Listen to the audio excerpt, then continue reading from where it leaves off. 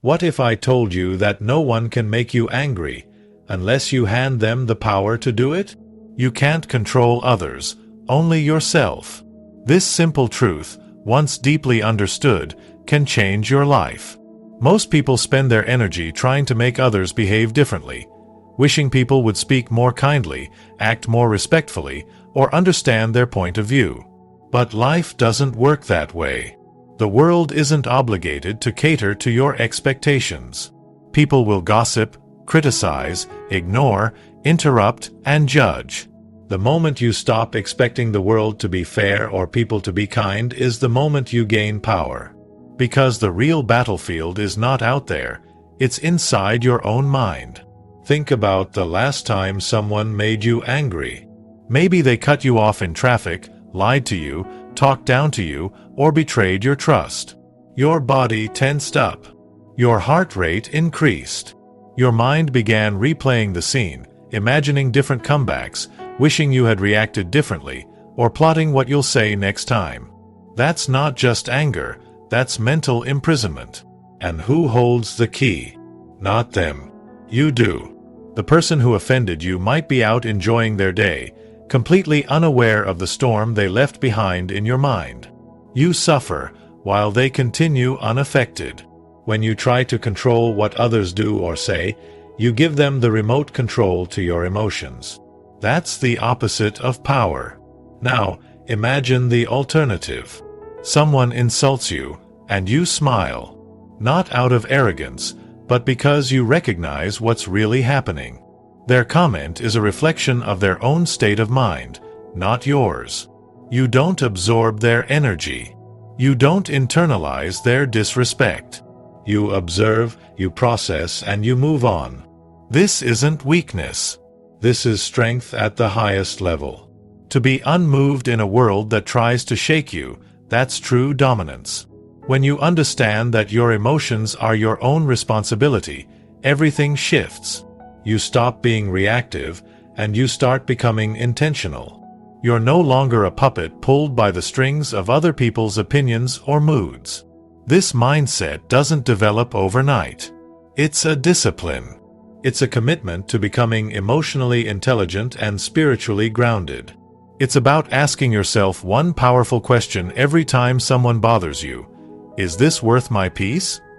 Because once you realize how valuable your inner peace is, you become very selective about what you let disturb it.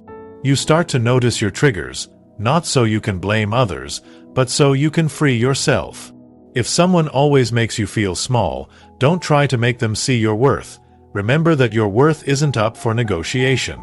If someone lies to you, don't waste your energy trying to change them. Just learn from the experience and set firmer boundaries. You reclaim your life the moment you stop reacting and start responding. Let them be rude. Let them be difficult. Let them misunderstand you.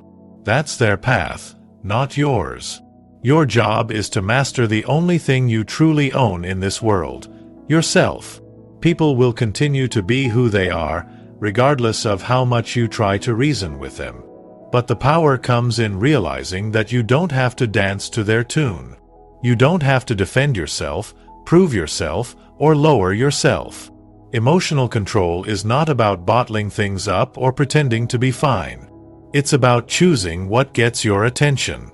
Not everything deserves a reaction. Not every insult is worth a reply. Not every argument is worth your energy. If you want to live a powerful life, you must rise above pettiness. You must train yourself to stay calm when chaos surrounds you. That doesn't mean you're weak, it means you're in charge. The strongest people in the room aren't the ones yelling, fighting, or proving a point. They're the ones who stay composed, centered, and intentional. They've realized that the ultimate power is self-mastery. When you master your response, you master your peace. And when you master your peace, you become untouchable. Others may still try to provoke you, but their words lose all power when they can no longer disturb your mind. You become free, not because the world is peaceful, but because you are. Emotional detachment isn't cold, it's clarity. That one realization can transform how you interact with the world. Most people confuse emotional detachment with indifference, as if not reacting to every offense means you don't care. But the truth is, detachment isn't about shutting down your emotions. It's about not letting them control you. It's about rising above the noise, not being pulled into it. When you detach emotionally, you don't become heartless. You become powerful. You become clear. You become free from the emotional roller coaster that so many are trapped in every day. Think of how often people carry the weight of someone else's words. One insult, one bad look, one sarcastic comment, and their entire day is ruined. Their focus is gone, their peace disturbed, and their motivation shattered. That's emotional slavery. It's handing over your inner calm to the behavior of others. Emotional detachment breaks that cycle. It says, you can act how you want, but I decide how I feel. That's not apathy. That's maturity. It's what separates those who are constantly rattled by life from those who rise above it. Detachment doesn't mean you don't feel. It means you feel deeply, but you don't act out of impulse. You observe your emotions, but you're not ruled by them. You recognize anger, disappointment, even betrayal, but you don't let those emotions hijack your peace or dictate your decisions. When someone disrespects you, emotional detachment doesn't mean you ignore it like it never happened. It means you acknowledge it, assess it, and respond from a place of calm strength rather than reactive weakness. It's the ability to protect your energy while still being aware of the situation. When you master emotional detachment, you stop letting other people's chaos pull you out of alignment. You no longer absorb other people's negativity. You stop taking things personally. Not because you're numb, but because you understand that what others say or do is a reflection of them, not you. You realize that their anger, judgment, or rudeness is often a projection of their own unresolved pain or insecurity. And once you truly see that, how can you take it personally? Why would you hand over your emotional stability to someone who isn't even at peace with themselves? This kind of clarity gives you incredible strength. While others are quick to react, raising their voice, defending their ego, or escalating conflict, you become the calm in the storm. And that calmness? It's intimidating. It shows a level of discipline and awareness that most people haven't cultivated. It tells the world, I'm not here to play emotional ping-pong with anyone. I know who I am, and I won't let temporary storms shake a permanent foundation. That's real power. That's the kind of presence that commands respect without saying a word. In a world where outrage is constant and attention spans are short, emotional detachment is a superpower. It allows you to see the bigger picture. Instead of getting caught up in petty arguments, you stay focused on your purpose. Instead of being consumed by gossip or drama, you invest your energy in growth. Instead of reacting emotionally to every provocation, you choose peace, because you understand that peace is priceless. You know that giving someone else the power to disturb your peace is too expensive. So you don't give it away. You guard your emotions like a warrior guards his mind, alert, aware, but never enslaved by the moment. This clarity also helps you navigate relationships with greater wisdom. You no longer expect perfection. You no longer seek constant validation. You understand that people are flawed, just like you, and their behavior is their journey, not yours to fix or carry. You let go of the need to control or change others, and instead focus on your own path. That doesn't mean you tolerate disrespect. It means you recognize when to speak up, when to walk away, and when to simply observe in silence. Detachment teaches you the art of presence without attachment, the ability to be fully engaged without being emotionally entangled. And when you reach that level of clarity, your life transforms. You stop overthinking every interaction. You stop replaying conversations in your head. You stop being drained by the energy of others. You become grounded, intentional, resilient. You respond to life rather than react to it. You carry your peace into every room you enter, and that peace becomes your power. It radiates in how you speak, how you listen, how you lead. You don't need to prove yourself anymore. Your clarity does that for you. Emotional detachment is not about building walls. It's about building strength. It's not about closing your heart. It's about opening your mind. And in a world full of noise, distractions, and emotional manipulation, that clarity is everything. It's the difference between being pulled in 100 directions and standing still with purpose. It's the difference between living in reaction and living in mastery. Inner peace is a daily practice. It's not a one-time achievement or something you stumble upon by luck. It's a choice you make every single day, often multiple times a day. In a world full of noise, distractions, and emotional triggers, the ability to remain calm and centered is not an accident. It's a discipline. People often admire those who stay composed under pressure, who don't get shaken by negativity, who seem unbothered by insults, stress, or provocation. But what they don't see is the work behind that composure. That kind of peace doesn't happen by default. It is built, protected, and maintained with intention. Every morning you wake up, life gives you a test. Maybe it comes as a rude email, a traffic jam, a negative comment, or a person who tries to push your buttons. In that moment, you have a choice: react or respond. Reacting is easy. It's impulsive. It's what most people do. But responding, that takes strength. That takes mindfulness. And mindfulness is not some mystical concept. It's a muscle. The more you practice it, the stronger it gets. You start by becoming aware of what affects you, what drains your energy, what pushes you into frustration or anger. You observe these patterns not to judge yourself, but to grow from them. Because awareness is the first step to mastery.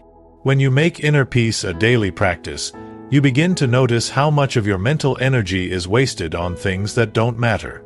Petty arguments, imagined scenarios, overthinking, and people's opinions start to lose their grip on you. You become more protective of your attention, your time, and your emotions. Not because you don't care, but because you care deeply about staying aligned with your purpose. You learn to filter your reactions. Not everything deserves your energy. Not every invitation to conflict needs to be accepted. You start asking yourself, does this move me forward or pull me down? And that question becomes your compass. This practice also involves creating rituals that center you. Maybe it's 5 minutes of silence in the morning, a walk in nature, journaling your thoughts, or simply pausing before you speak. These small moments build resilience. They sharpen your focus. They train your mind to return to peace, even when chaos tries to pull you away. You begin to understand that real strength is calm. That the loudest person in the room is not always the most powerful. The one who remains grounded, composed, and unfazed is. There will always be challenges. People will still disappoint you. Circumstances will shift. Life will throw curveballs. But when peace becomes your practice, you learn to adapt without losing your center. You begin to separate the noise from the message. You start to see situations for what they are, not what your emotions exaggerate them to be. And with that clarity comes control, not over others, but over yourself. That's the ultimate freedom. Because when you're not controlled by circumstances, you're free to shape your own destiny. Inner peace also requires forgiveness. Not just of others, but of yourself. You will slip. You will react. You will get angry. But that's part of the journey. Peace isn't perfection, it's progress. It's the ability to notice when you've drifted from your center and gently bring yourself back. It's the humility to say, I lost my peace today, but I'm committed to reclaiming it tomorrow. That's growth. That's power. That's what separates those who live on autopilot from those who live with intention. You begin to treat your mind like sacred ground. You stop letting just anything take root there. You don't allow toxic conversations, negative self-talk, or drama to pollute your mental space. You set boundaries, not as walls, but as gates. You decide what enters and what stays out. And when people don't understand that, you don't try to explain or justify. You simply protect your peace, knowing that it's your responsibility, not theirs. When peace is your priority, you become a better leader, partner, friend, and human being. You communicate with clarity instead of reacting with emotion. You make decisions from wisdom, not pressure. You see opportunities where others see problems. And even in moments of stress, your inner stillness becomes a source of strength for others. You lead by example, not through noise, but through calm presence. Inner peace is not something you find once and never lose. It's something you fight for every single day. Through the storms, the noise, the distractions, and the setbacks, you return to it like a warrior returns to his shield. And over time, you realize that the most powerful weapon you can carry in this life isn't anger, dominance, or control. It's the unshakable stillness of a peaceful mind. In a world full of noise, conflict, and unpredictable people, the ability to stay unbothered is not a weakness, it's a superpower. The truth is, you will never be able to control how others act, what they say, or how they treat you. But you can always control how you respond. You can choose peace over reaction. You can choose clarity over chaos. And you can choose discipline over emotional impulse. When you stop giving people the power to disturb your inner world, you step into your true strength. Emotional detachment, daily mindfulness, and self-mastery are not just ideas. They are tools that create freedom. Freedom from stress. Freedom from drama. Freedom from being emotionally hijacked. If you practice this consistently, you don't just protect your peace, you radiate it. You become the calm in every storm, the light in every conflict, and the strength in every challenge. That's not just personal growth, that's true emotional leadership. Thank you all for listening. With your hearts and minds. I hope this message empowers you to take back control of your emotions, guard your peace, and rise above the noise. Remember, your power lies not in changing the world, but in mastering the world within you. Stay strong, stay grounded, and most of all, stay unbothered.